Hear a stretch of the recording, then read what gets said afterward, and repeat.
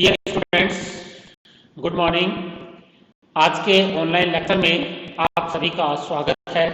आज के online lecture में हम डिस्कस करने वाले हैं कुछ लैटिमर आरेख से जुड़ी हुई प्रॉब्लम्स के बारे में।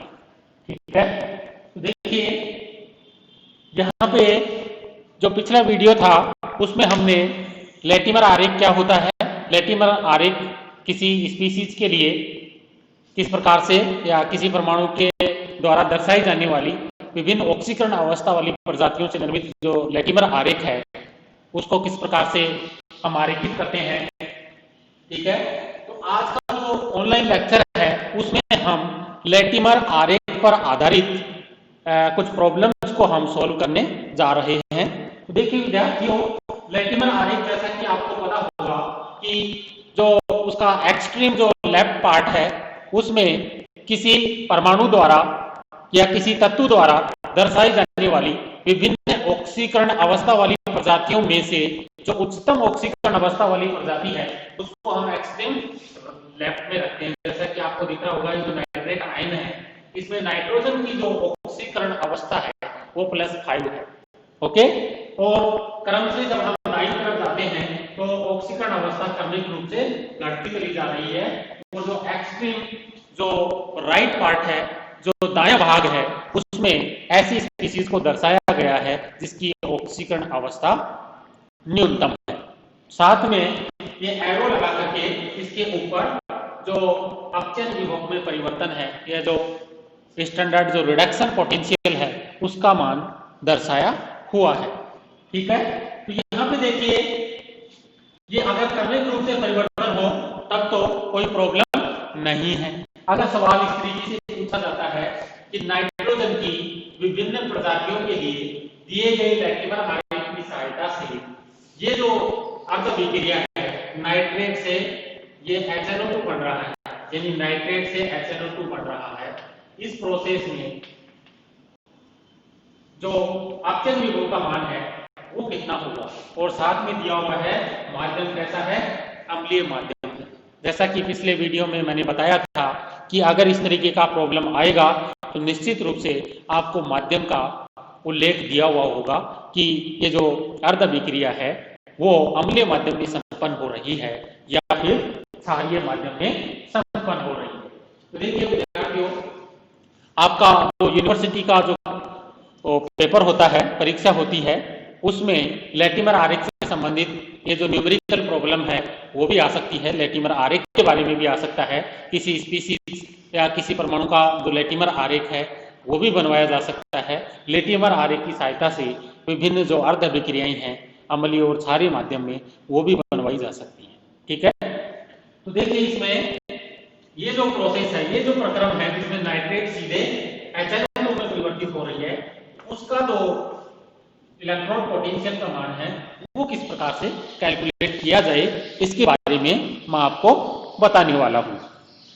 तो देखिए विद्यार्थियों, सबसे पहले हम ये जो अर्ध विक्रियाएं हैं, लैटिमर आरेख की जो अर्ध विक्रियाएं हैं उनको हम प्रदर्शित करेंगे, लिखेंगे।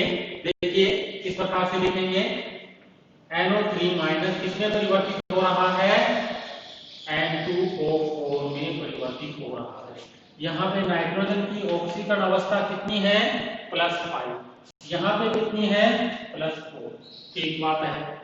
अब देखिए जो मैंने नियम बताए थे कि अगर लैटिमर आरेख से आपको अर्ध विक्रियाएं बनानी हो तो अम्लीय माध्यम में सबसे पहले हम उस परमाणु को संतुलित या उस परमाणु की संख्या को संतुलित करते हैं जिस परमाणु की संख्या लैटिमर या जिस परमाणु का जो ऑक्सीकरण अंक है वो परिवर्तित हो रहा है। तो यहाँ पे आप देख रहे होंगे कि जो नाइट्रोजन है उसका ऑक्सीकरण अंक परिवर्तित हो रहा है। तो सबसे पहला काम है हमें उसकी संख्या को संतुलित करना। यहाँ पे नाइट्रोजन कितने हैं, 2 है, यहाँ पे 1 ही है, तो हम क्या करें, यहाँ पे 2 लगा दें। यहाँ तक बात क्लियर है। अब अगला स्टेप देखिए, ऑक्सीजन को बैलेंस करने के लिए ध्यान से सुनिए, लैटिमर आरेख की सहायता से जब हम अर्ध विक्रियाओं का निर्माण करते हैं और माध्यम अम्लीय हो तो ऑक्सीजन को संतुलित करने के लिए दाहिनी तरफ, अब देखिए ऑक्सीजन कितने हैं, 6 है और इधर कितने हैं 4 है। तो ऑक्सीजन को संतुलित करने के लिए दाहिनी तरफ उतनी संख्या में हम H2O जोड़ देते हैं जितनी की जरूरत हो, ऑक्सीजन संतुलित हो जाए। अब देखिए इधर ऑक्सीजन कितने हैं 4 और 2 6, इधर कितने हैं 6। यहां तक बात क्लियर है। अब देखिए जो जल का अणु जोड़ने से जो हाइड्रोजन आयन है उनकी संख्या परिवर्तित हो गई है, तो यहाँ पे हम क्या जोड़ देंगे लेफ्ट साइड में 4H+ जोड़ देंगे, ठीक है। और अंत में आवेश को संतुलित करने के लिए हम इलेक्ट्रॉन्स की संख्या देंगे। यहाँ पे नेगेटिव कितने हैं 2 हैं, पॉजिटिव कितने हैं 4, तो हम यहाँ क्या जोड़ दें 2 इलेक्ट्रॉन्स जोड़ दें। तो ये एक संतुलित अर्ध अभिक्रिया हमें प्राप्त हो गई है। और यहाँ पे हम लास्ट में लिख देंगे इसका जो मानक अक्षय विभव का मान है वो कितना है 0.80। यहां तक कोई प्रॉब्लम नहीं। इक्वेशन नंबर 1 दे देते हैं। दूसरा देखिए हमें N2O4 से क्या परिवर्तित करना है HNO2 बनाना है। तो वही देखिए यहाँ पे सबसे पहले नाइट्रोजन का ऑक्सीकरणांक कितना है इसमें +4 है, यहाँ पे कितना है +3। तो सबसे पहला स्टेप उस परमाणु की संख्या को हमें संतुलित करना है जिसका ऑक्सीकरण अंक परिवर्तित हो रहा है। तो यहाँ पे देखिए नाइट्रोजन कितने हैं 2, यहाँ पे कितना है 1, हम 2 से मल्टीप्लाई कर देंगे। अब देखिए अगला स्टेप हमें ऑक्सीजन की संख्या संतुलित करनी है। यहाँ पे ऑक्सीजन कितने हैं 4, यहाँ पे कितने हैं 4, ठीक है, ऑलरेडी संतुलित है। ऑक्सीजन को संतुलित करने की हमें जरूरत ही नहीं पड़ी। अब इसमें देखिए आवेश को संतुलित करना है, आवेश ऑलरेडी संतुलित है, उधर भी 0 चार्ज है, इधर भी 0 चार्ज है। इसके लिए जो अक्षय विभव का मान है वो कितना दे रखा है 1.065। ये इक्वेशन नंबर कौन सी आ गई है 2 आ गई है, ठीक है। अब देखिए इक्वेशन 1 में समीकरण 1 में ऑक्सीकरण अंक में परिवर्तन कितना हो रहा है, ऑक्सीकरण अंक में परिवर्तन कितना हो रहा है, इसको हम N1 से डिनोट करेंगे। और N1 इक्वल टू कितना हो गया देखिए समीकरण नंबर 1 है, इसमें ऑक्सीकरण अंक 5 से 4 परिवर्तित हो रहा है, तो इसको हम क्या लिखेंगे 5 - 4 इक्वल टू 1।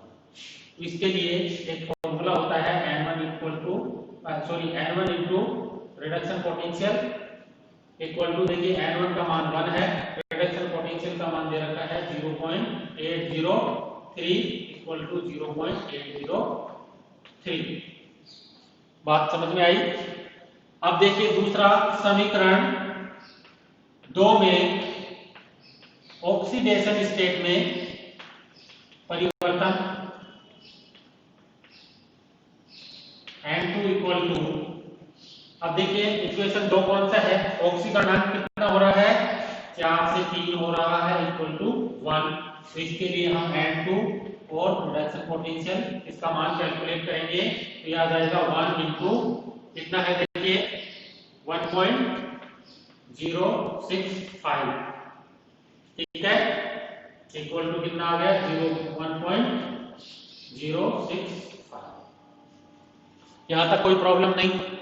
अब देखिए एक इक्वेशन और लिखते हैं हम, ये वाला इक्वेशन देखिए NO3 माइनस, इससे हमें क्या बनाना है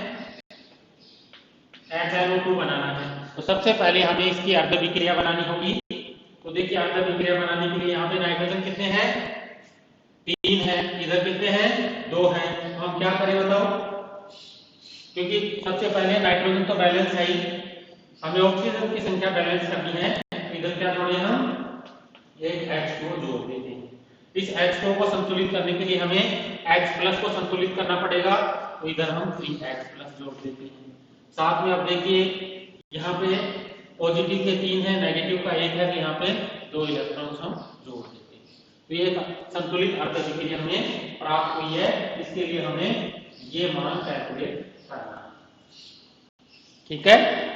तो अब देखिए ये मान कैसे कैलकुलेट करेंगे। इसका मान हमें कैलकुलेट करने के लिए E नॉट इक्वल टू, अब देखिए इसका जो रिडक्शन पोटेंशियल है उसको डैश से डिनोट कर दीजिए 1/n n1 E0 minus n2 E0 plus, ठीक है। तो देखिए ये आ जाएगा 1/n का मान कितना है। अब देखिए n क्या है, यहाँ पे n है इस अभिक्रिया के दौरान ये जो स्पीशीज है, नाइट्रोजन की जो स्पीशीज है उसमें ऑक्सीकरणांक में कितना परिवर्तन हो रहा है। यहाँ पे ऑक्सीकरणांक कितना है बताइए 5, यहाँ पे कितना है 3 है। ऑक्सीकरण अंक में परिवर्तन कितना हुआ है 2 का, n का मान कितना रख देंगे 2 रख देंगे और ये मान हम इसमें पुट कर देंगे। देखिए 0.803 प्लस 1.065 और ये हम कैलकुलेट कर लेंगे तो कितना आएगा। देखिए यहाँ पे देखिए 8, 6, 8 और ये आ गया 1/2, ये आ गया 0.934। E0 इक्वल टू कितना आ गया 0.934 इलेक्ट्रॉन वोल्ट, ठीक है। ये जो E0 का मान हमें कैलकुलेट करना था वहां पे हम क्या लिखेंगे 0.934 और ये किसका आया है प्लस। ये बात समझ में आई। इस प्रकार से हम दूरी पर स्पीशीज के लिए जो अर्ध अभिक्रिया है उसका रिडक्शन पोटेंशियल का मान हम कैलकुलेट कर सकते हैं। या फिर ये पूछा भी जा सकता है रिडक्शन पोटेंशियल का मान न पूछ करके दूरी पर स्थित स्पीशीज के लिए अर्ध अभिक्रिया प्रदर्शित कीजिए, तो इसमें प्रॉब्लम नहीं होनी चाहिए, ठीक है। और इस प्रकार से आपकी बुक में है और भी बहुत सारी प्रॉब्लम्स दी हुई हैं, उन प्रॉब्लम्स को आप सॉल्व करने का प्रयास कीजिए, ओके। और अगर कोई प्रॉब्लम आएगी तो हम उसको डिस्कस करेंगे। आज का वीडियो इतना ही, हम हाजिर होंगे अगले वीडियो में नए टॉपिक के साथ में। धन्यवाद।